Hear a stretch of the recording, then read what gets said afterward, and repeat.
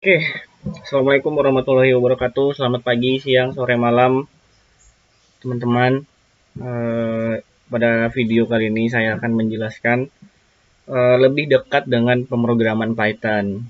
Nah, untuk outline-nya sendiri yang akan dibahas itu ada mulai dari fungsi print, membuat variabel, membuat komentar, menggunakan operasi aritmatika, mengubah jenis data, dan yang terakhir mengenal modul math atau matematika.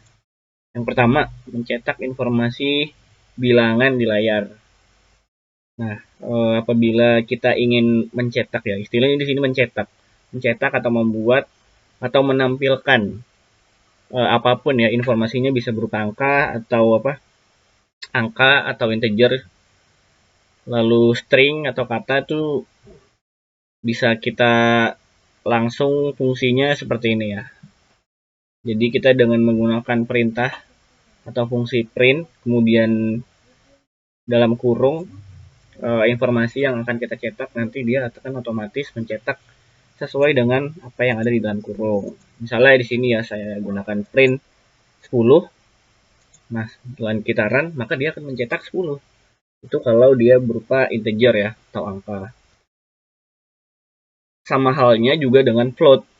Kalau kita masukkan 99,8 begini, 99,98 maaf, dia akan mencetak angka yang sama. Dan kalau dia informasinya berupa teks atau string, itu kita perlu menambahkan bila tanda petik ke dalamnya. Nih, agar bisa mencetak sesuai dengan yang kita mau. Kalau kita tidak menggunakan tanda petik, saya tes, maka dia akan error. Nah, jadi untuk penulisan string, dia harus menggunakan tanda petik di dalamnya.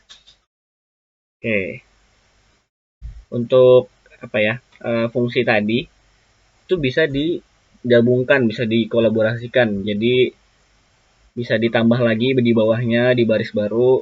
Misalnya kita mau print selamat datang, baru bawahnya print Python Bootcamp 2021, print happy coding. Nah, itu juga bisa dituliskan dalam baris yang berbeda, tapi dalam satu ini langsung bisa. Jadi langsung tercetak tiga-tiganya. Kalau ingin dicetaknya ke samping, itu juga bisa. Kita tinggal menambahkan titik koma.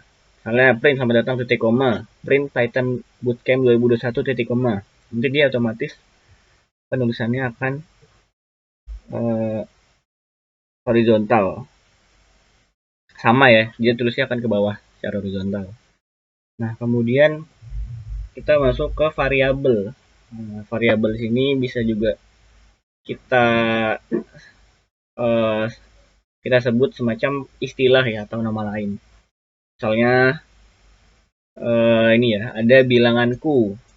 Nah, nilainya atau value-nya itu adalah 123. Jadi di bilanganku ini setara dengan 123.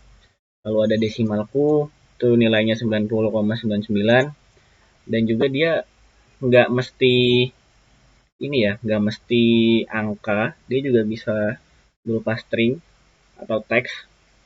Misalnya teksku sama dengan halo dunia. Nah, kemudian kalau kita ingin memasukkan ini ya, apa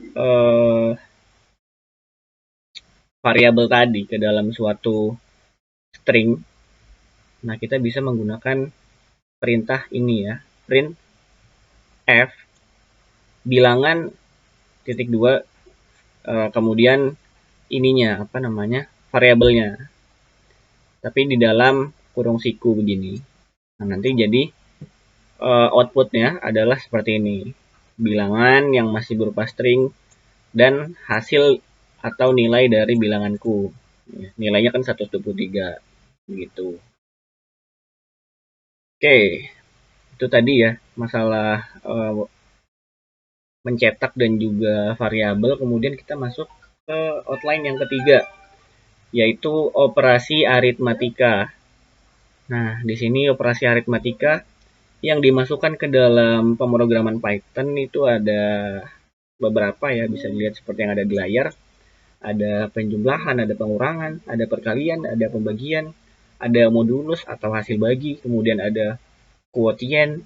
Quotient ini apa namanya, pembulatan gitu ya. Jadi dia langsung pembulatan tanpa hasil baginya gitu, tanpa sisanya. Nah, kemudian ada eksponen atau pangkat, banyak ya. Nih, misalnya kita mau coba 5 pangkat, kan kalau pangkat dia per kalinya ada 2 kali ditulisnya. 5 pangkat negatif 3 misalnya. Nah, jadi nanti dia akan keluar 0,008 gitu. Hmm.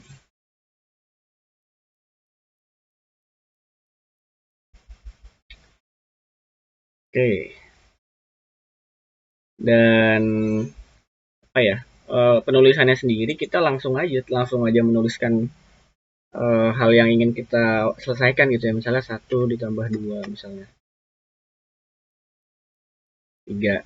Di Python akan langsung menyelesaikan apa yang ingin kita tanyakan gitu ya. Nah, tapi bisa juga kita masukkan ke dalam suatu variabel dari operasinya tadi. Misalnya kita ingin begini ya misalnya. Misalnya kita ingin membuat suatu variabel yang dimana isinya adalah penjumlahan dari 5 ditambah 10. Nah, nanti coba kita tes ya. Supaya langsung terbukti misalnya. Ini kan sering ya ada di soal-soal sekolah. Pada saat kita sekolah dulu misalnya A sama dengan 5 ditambah 10. Lalu B sama dengan A sama dengan A min 2. Lalu A juga bisa sama dengan B dikali 2. Lalu B-nya sama dengan 0. Berapakah nilai A-nya dan berapakah nilai B-nya? Nah, jadi Python ini langsung bisa mendeteksi, langsung bisa menghitung gitu dari apa yang sudah kita berikan sebelumnya. Nah, banyak ya. Kalau kita mau melakukan eksperimen, kita bisa menjumlahkan, mengurangkan sesuai dengan operator-operator yang ada di Python ini. Oke, lanjut lagi. Dalam membuat komentar. Komentar ini adalah suatu teks yang ada di baris pemrogramannya nanti, tapi dia tidak akan tereksekusi. Atau ya cuma sekedar eksis saja, sekedar nongol aja, tapi nggak akan berpengaruh ke dalam codingannya. Dan ya udah cuma pajangan aja gitu. Dan dia aman-aman aja gitu ya, akan cuma muncul aja, cuma fungsinya sekedar memberikan informasi, misalnya baris ini merupakan apa atau yang ini apa, untuk membedakan gitu ya, memudahkan dalam memahami kode yang ada. Misalnya nih ada, oh iya, untuk penulisannya sendiri dia menggunakan simbol pagar atau hashtag di kalimatnya, itu cuma di awalnya aja, akhirnya nggak usah. Misalnya ada ini ya, coba saya kopas.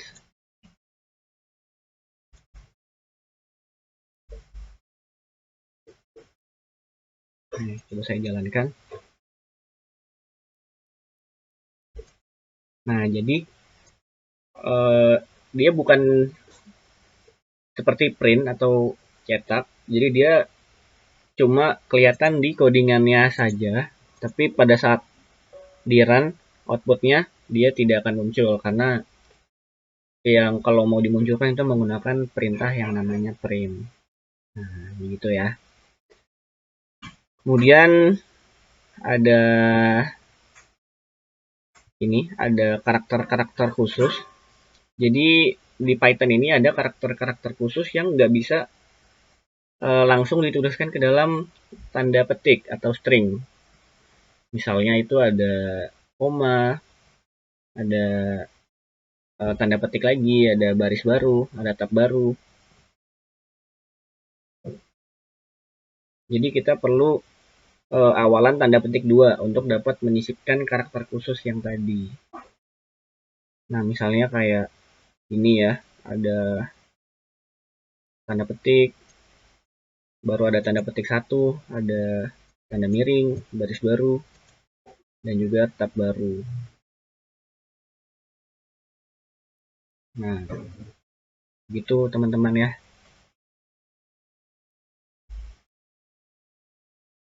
Oke, lalu terakhir, bukan, masih ada, belum terakhirnya, konversi tipe data. Jadi di Python ini kan ada berbagai macam jenis data ya.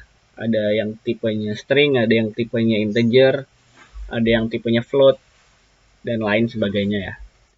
Nah, itu kita bisa melakukan konversi. Misalnya dari string menuju integer, itu bisa, agar kan integer kan angka ya, jadi bisa dioperasikan gitu angkanya. Nah, misalnya ada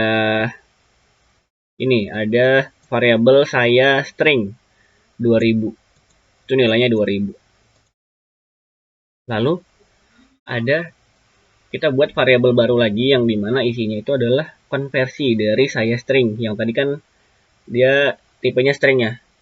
Caranya adalah kita menambahkan tujuan tipe data yang ingin kita konversi. Kan tadi dari string ingin kita ubah menjadi integer ya. Jadi depannya kita tambahkan integer, lalu kita cetak. Jangan lupa dicetak ya, karena kalau nggak dicetak ya jadi kita nggak tahu hasilnya keluar apa enggak. Nah, coba kita jalankan.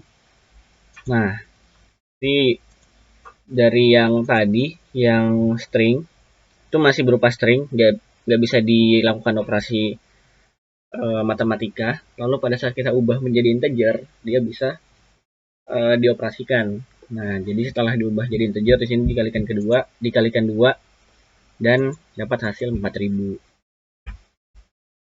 Oke, lanjut adalah input. Jadi di Python ini kita bisa melakukan menjalankan suatu fungsi di mana fungsi tersebut akan meminta input dari penggunanya. Kita tinggal mengetik input, kemudian kalau ingin ditambahkan teks, jangan lupa tanda petik, masukkan nama Anda. Nanti dari Python akan meminta input gitu dari penggunanya atau usernya. Nih, misalnya saya coba jalankan. Nah, masukkan nama Anda, diminta input, misalnya namanya Wahyu misalnya. Masukkan bilangan 1, 1. Masukkan bilangan 2, 2. Nah, langsung akan memunculkan fungsi yang berikutnya. Jadi dia ada kombinasi ya dengan dari input dan juga dengan operasi matematika. Kemudian lanjut lagi ada yang terakhir, modul matematika. Jadi kan dalam matematika kan ada banyak operasi ya, selain dari operasi dasar aritmetik kayak penjumlahan, pengurangan, pengalihan, pembagian yang tadi yang udah saya jelaskan sebelumnya. Ada kayak operasi-operasi seperti anti-cos, anti-sin, anti-tan, yang operasi-operasinya lebih kompleks gitu ya, atau yang saintifik misalnya di kalkulator. Itu kita perlu mengimport namanya modul math agar kita bisa menggunakan operasi-operasi ini. Nih, jadi misalnya kita ingin menghitung luas lingkaran, maka kita perlu kita perlu mengambil nilai pi kan. Nah, nilai pi ini harus menginputkan modul math dulu ke dalam pemrograman kita atau codingan kita.